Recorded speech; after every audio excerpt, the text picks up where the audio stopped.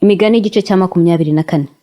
Ntukagirire abantu babi ishyari kandi ntukifuze kubana nabo, kuko imitima yabo itekereza kurenganya kandi ururimi rwabo ruvuga ibyo kugira nabi. Ubwenge nibwo bwubaka urugo kandi rukomezwa no kujijuka. Kumenya niko kuzuza amazu yo muri rwo n'ibintu byose by'igiciro cyinshi n'iby'igikundiro. Umunyabwenge arakomeye kandi ujijutse yunguka imbaraga. Uzajye gusembura intambara ufite inama z'ubwenge. Aho abajyanama benshi bari haba amahoro. Ubwenge burenga umupfapfa ntabushyikire, iyo ari mu iteraniro ntabumbura umunwa. Ugambirira gukora ibibi bamwita umugiranabi. Imigambi y'umupfapfa niyo cyaha kandi umukobanyi ni umuziro mu bantu. Nugamburura mu makuba, gukomera kwawe kuba kubaye imfabusa. Kubaye ubusa. Abajyanirwa gupfa ubarokore kandi abarindiriye kwicwa ntubazibukire. Nuvuga uti dore ntabwo twabimenye, ntuzi kwigera imitima ari ibizi, irinde ubugingo bwawe niyibimenya. Mbese ntizagororera umuntu wese ibihwanye n'imirimo yakoze.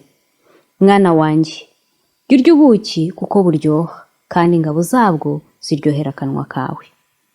Niko kumenya ubwenge bizamerera ubugingo bwawe. Nububona nibwo n'ingororano zizaboneka kandi ibyiringiro byawe ntibizaba iby'ubusa. Wa munyabyaha we, ntugace igico ku rugo rw'umukiranutsi, ntugasahure ubuturo bwe, kuko umukiranutsi naho yagwa karindwi yakongera akabyuka, ariko abanyabyaha bazagushwa n'amakuba.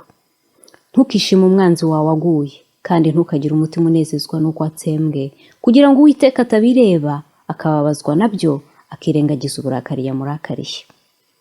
Ntugahagarike umutima n'inkozi z'ibibi, ntukifuze iby'abanyabyaha, kuko nta ngororano y'umuntu mubi urumuri rw'ukiranirwa ruzazima. Mwana wanjye, wubahe Uwiteka ni umwami, kandi ntukishyire mu by'abajya irya nino, kuko amakuba yabo azabatungura. Ninde wamenya kurimbuka kwabo bose? Ibi nabyo ni imigani y'abanyabwenge. Kuba intinyamaso mu rubanza si byiza. Ukiza umunyabyaha ati ufite urubanza azavumwa n'igihugu kandi amahanga azamwanga urunuka. Ariko abamucyaha bazagubwa neza kandi umugisha mwiza uzabazaho.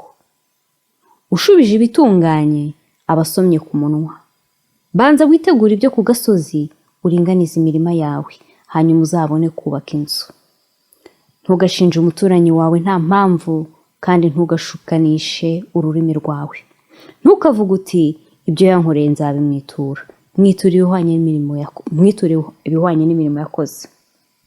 Nanyuze ku murima w'umunyabute no ku ruzabibu rw'umuntu ubuze ubwenge.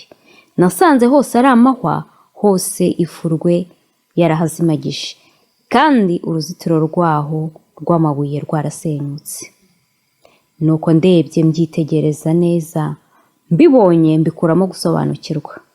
Uti henga nsinzire gatoya, nihweture kanzinya kandi nipfunyapfunye nsinzire. Uko niko ubukene buzagufata nk'umwambuzi n'ubutindi bukagutera nk'ingabo.